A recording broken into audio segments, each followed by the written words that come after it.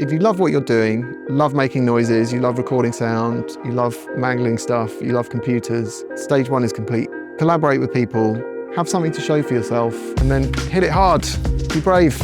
I'm Will Cohen, and I'm a supervising sound designer at String & Tins, where we are now, and I'm one of the founders here too.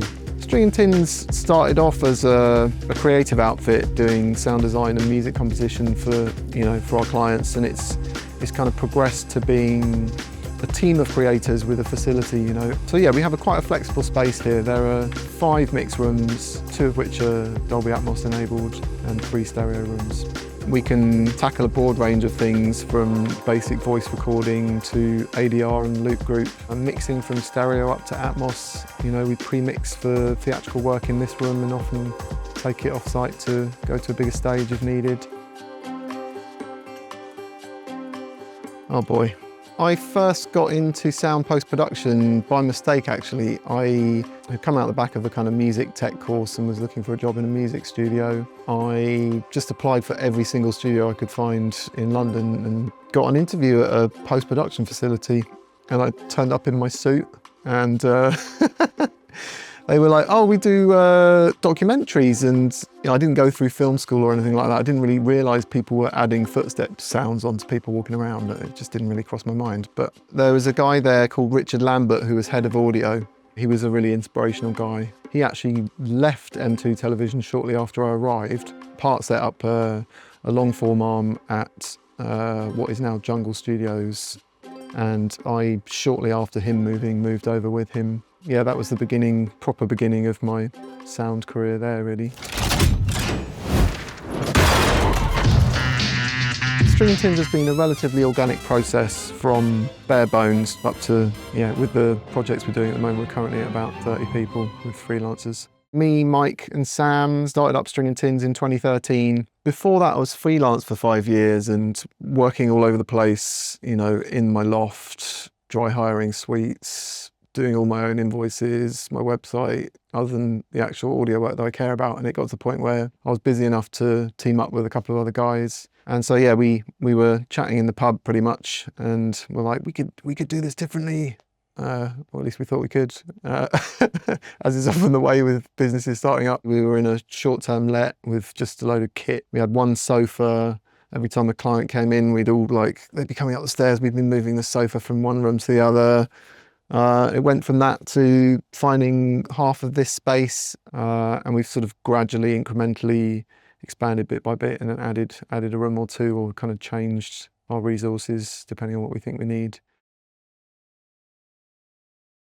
I guess sound design, it's a bit of a confusing word, isn't it? It was in film first coined by Walter Murch to describe his job role in possibly Apocalypse Now. My day-to-day job is everything from generating sounds that maybe don't exist in a library using samplers and processing, up to a kind of more of a supervisory role where a sound designer is kind of leading the aesthetic of a project to make sure that the kind of quality and style of the work is as the director wants. One of my main interests is tech, really. I have a lot to do with how the studios are put together, or what kit we use and how it integrates. So yeah, I am a sound designer with a love of plugins and anything with lights flashing on it, more than anything else, I'd say.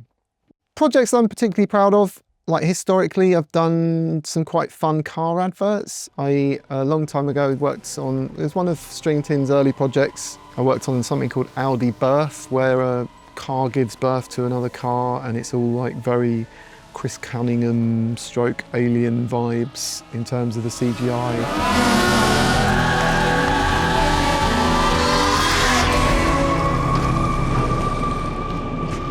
Particularly proud of that one because it was one of those ones where I got to time the score with a heartbeat with a XYZ, and it all kind of mushed together in a nice way. Long form projects I particularly enjoyed were working on a feature doc called Rising Phoenix about 4 years ago, which is about Paralympic athletes. Recently worked on a film called Kensuke's Kingdom, which was an animated feature, an adaptation of a book by Michael Morpurgo.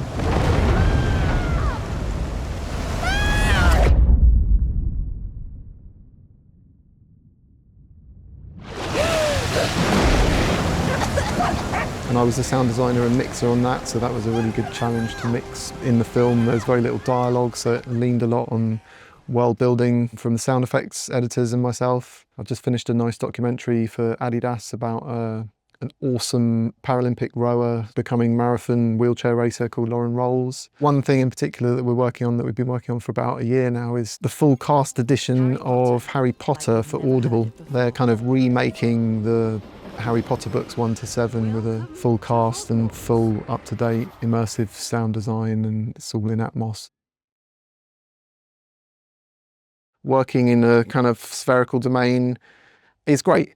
That person walking and talking in my track lay is an object, right? You're not thinking about what channel it's coming out of, you're starting to think about it, where it is on screen, and that I think is very freeing. To take that creative freedom and then have the system that Dolby have created where you can fold down to whatever format you need is really transformational, actually. So we're in Studio 3 at the moment. Studio 3 has a, slightly confusing to describe it this way, but a 936 system, just because the subs at the rear are individually addressable. M3F's in the screen, 2 18-inch subs, MF15s in the surrounds and the ceiling, and MS15 subs for the Atmos system. Spec'd and installed by Munro Acoustics, who we work with a lot. The surrounds are custom cabinets. They've made them to fit for the room. The subs in the ceiling, we need a certain amount of air in the box, and we don't have much space beyond the ceiling in the studios. Yeah, I've worked with Munro a long time. They're lovely guys, and they're kind of were there from the beginning with Dynaudio professionals, so it's quite cool to have them as not only our studio builders and acousticians, but speaker installers.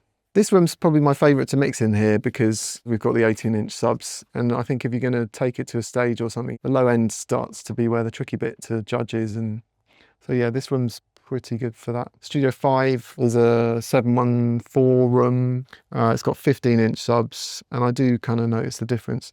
But this room has many hats. We've got, you know, we can obviously listen to Atmos directly in a 916 format, or we can fold down to 5.1 and have the surrounds matrixing to the whole side for a kind of theatrical style playback, or have the surround in the side as it might be in your house. There are kind of different ways to listen depending on what you're working on, and I've had an adult life of Dynaudio, so it's very nice to be surrounded by them in here.